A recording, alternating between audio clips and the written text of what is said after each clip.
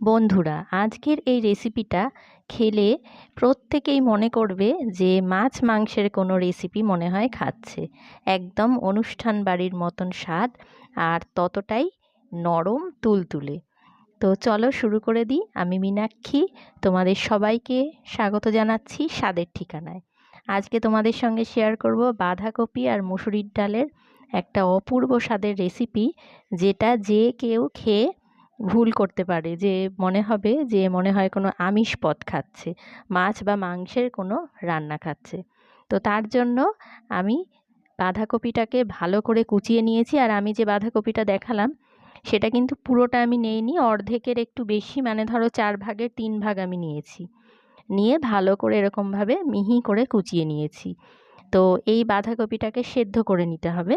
তো এটাকে আমি সেদ্ধ বসিয়ে দেব। আর এখানে আমি মুসুরির ডাল ভিজিয়ে রেখেছিলাম, ওই ধরো 3-4 ঘন্টা মতন ভিজিয়ে রেখেছিলাম।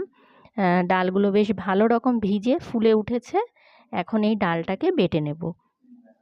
আর এদিকে আমি কিন্তু বাঁধাকপি কুচিগুলোকে সেদ্ধ বসিয়ে দিয়েছি। একদম ভালো করে সেদ্ধ করে নিতে হবে, মানে একেবারে ভর্তা টাইপের আর কি সেদ্ধ করে নিতে হবে। তো ওই ধরো যতক্ষণ সময় লাগে, প্রেশার কুকারেও চাইলে করতে পারো তোমরা। তো বাঁধাকপিটাকে সিদ্ধ করে ভালো করে জল ঝরিয়ে নিয়েছি, ঠান্ডা করেও নিয়েছি। এবার একটুখানি চটকে নিলাম, দেখো এতটা পরিমাণ হয়েছে, অনেকটাই কমে গেছে।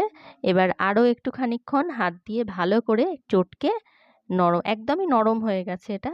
তবুও যদি দুটো একটা বড় বড় অংশ থাকে, সেটা এরকম হাতের সাহায্যে আমি একটুখানি মেখে নিচ্ছি। এবারে যে ডালটা নিয়েছিলাম সেই ডালটা বাটা করে নিয়েছি, তবে এতটা ডাল বাটা আমার লাগবে না। আমি এখান থেকে 4 টেবিল স্পুন মতন ডাল বাটা এর মধ্যে দিয়ে দিচ্ছি। আর ডালটা চেষ্টা করবে একটু টাইট টাইট করে বাটতে, মানে জলটা না দিয়ে।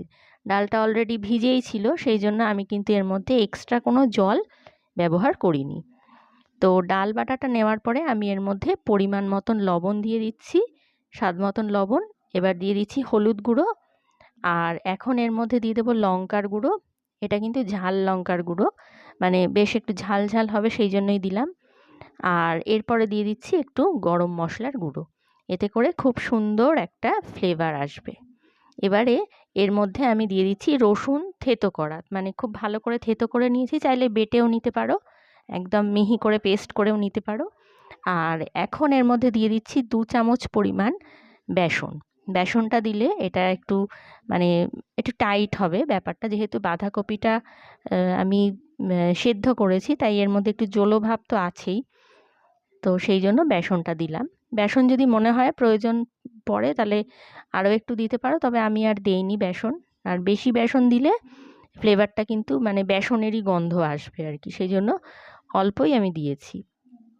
এবারে ভালো করে হাত দিয়ে এটাকে মেখে নেব। মেখে কিছুক্ষণের জন্য ঢাকনা দিয়ে একটু রেখে দিয়েছিলাম, মানে একটু সেট হতে দিয়েছিলাম মিশ্রণটাকে। তো এবারে বেশ কিছুক্ষণ পরে আমি এখান থেকে অল্প অল্প পরিমাণে নেব, নিয়ে এইরকমভাবে হাতের সাহায্যে একটা শেপ দিয়ে দিচ্ছি। আমি একটু লম্বাটে শেপ দিচ্ছি, এই দেখতেই পাচ্ছ, একটু ডিম্বাকার আর কি। তোমরা তোমাদের পছন্দ মতন শেপ দিতে পারো। তারপরে এরকমভাবে সাদা তেল গরম করে নিয়েছি, মানে একেবারে হাই হিটে গরম করিনি, মিডিয়াম ফ্লেমেই রেখেছি। আর লো টু মিডিয়াম ফ্লেমে কিন্তু এগুলো ভেজে নেব। লো ফ্লেমে ভাজলে কি হবে, এই যে কোফতাগুলো, এগুলো বেশ ভালো রকমভাবে ভেতর পর্যন্ত কুক হয়ে যাবে, ভেতরটাও আর কি বেশ মুচমুচে হবে, আর অনেকক্ষণ পর্যন্ত এটা কিন্তু মুচমুচে থাকবে। তো এরকমভাবে উল্টে পাল্টে লাল লাল করে একটু সময় নিয়ে এগুলোকে আমি ভেজে নিয়েছি। এগুলো কিন্তু ভাজার পরে এমনিও খাওয়া যায়, মানে এতটাই সুস্বাদু হয়েছে যে এমনিও খেয়ে নেওয়া যায়। এরকম দেখো এতগুলো হয়েছে, সবগুলো মানে যতটা আর কি বাঁধাকপি আমি নিয়েছিলাম, একটা তোমাদের ভেঙে দেখাচ্ছি কতটা সুন্দর হয়েছে। আর মানে একটা দারুণ গন্ধ বেরোচ্ছে ভাজার সময়। এটা কিন্তু সত্যি ভাজতে ভাজতে খেয়ে নেওয়া হয়ে যায়, কিন্তু আমাদের তো খেলে চলবে না, কারণ এটা দিয়ে একটা রেসিপি বানাবো, সেই জন্য আমি লোভ সংবরণ করে রেখেই দিলাম টুকরোটা। এবারে কড়াইতে যে তেল ছিল তার মধ্যে আরও খানিকটা সর্ষের তেল দিয়েছি, আর দিয়ে দিলাম একটুখানি চিনি, এতে কালারটা ভালো আসবে। দিয়ে দিলাম দুটো তেজপাতা আর গোটা গরম মশলা, মানে লবঙ্গ, দারুচিনি আর এলাচ। একটু ভাজা হয়ে গেলে এর মধ্যে পেঁয়াজ কুচি দিয়ে দিচ্ছি। একটা ছোট সাইজের পেঁয়াজকে কুচি করে নিয়েছি, সেটাই দিয়ে দিলাম। পেঁয়াজটাকে একটু হালকা ভেজে নেব। এখন এর মধ্যে দিয়ে দেব টমেটো। এখানে একটা মিডিয়াম সাইজের টমেটোকে একদম কুচি করে নিয়ে দিয়ে দিয়েছি। টমেটোটা ভাজার সময় আমি এখানে লবণ দিয়ে দেব, যাতে করে টমেটোটা বেশ মানে লবণ দেওয়াতে কি হবে, টমেটোটা সেদ্ধ হয়ে যাবে, নরম হয়ে যাবে আর খুব ভালোভাবে গলে যাবে। টমেটোর সঙ্গে আমি লবণ আর হলুদ একসঙ্গে করে নাড়াচাড়া করে একটু হালকা কষিয়ে নেব। আর এরকম কষাতে কষাতে টমেটোটা কিন্তু নরম হয়ে যাবে। বন্ধুরা, এখনো পর্যন্ত রেসিপিটা যারা দেখছো তাদেরকে বলবো, রেসিপিটা ভালো লেগে থাকলে একটা লাইক অবশ্যই করে দিতে। আর এখানে একটা পেস্ট আমি দিয়ে দিলাম। এখানে আছে আদা, রসুন, শুকনো লঙ্কা, পেঁয়াজ আর সাদা জিরে একসঙ্গে করে আমি বেটে নিয়েছি। এবারে বাটিটা ধুয়ে সামান্য একটু জল দিয়ে ভালো করে কষিয়ে নেব। অপূর্ব স্বাদের এই রেসিপিটা একবার হলেও বাড়িতে বানিও, আর ভালো লাগলে কমেন্টে আমাকে জানাতে একেবারেই ভুলো না। কষাতে কষাতেই আমি কিন্তু এর মধ্যে দিয়ে দিচ্ছি পরিমাণ মতন চিনি, স্বাদটাকে একটা সুন্দর ব্যালেন্স এনে দেওয়ার জন্য। আর তোমরা যারা চিনি খেতে পছন্দ করো না তারা কিন্তু চিনিটা নাও দিতে পারো। তো দেখো মশলাটা কিন্তু কষে এসেছে খুব ভালোভাবে। এখন এর মধ্যে প্রয়োজন মতন জল দিয়ে দেব। জলটা দিয়ে মানে ঝোলটা একটু ফুটে উঠলে এর মধ্যে আমি কিন্তু ওই যে কোফতাগুলো বা মুইঠাগুলো ভেজে রেখেছিলাম সেগুলো দিয়ে দেব।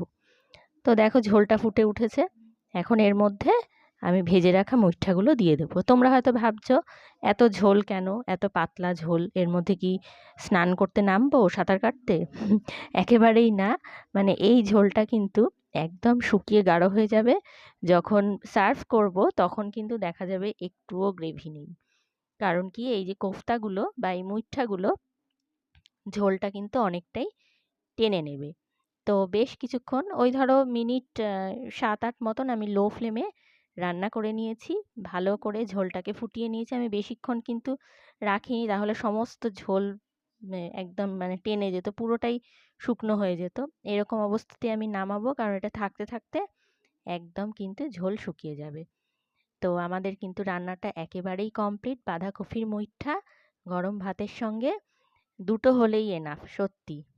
বাঁধাকপির মুইঠা গরম ভাতে 2টা। তো রেসিপি কেমন লাগলো কমেন্টে জানাতে ভুলো না। ভালো লাগলে লাইক, সাবস্ক্রাইব, শেয়ার করতে ভুলো না। ধন্যবাদ।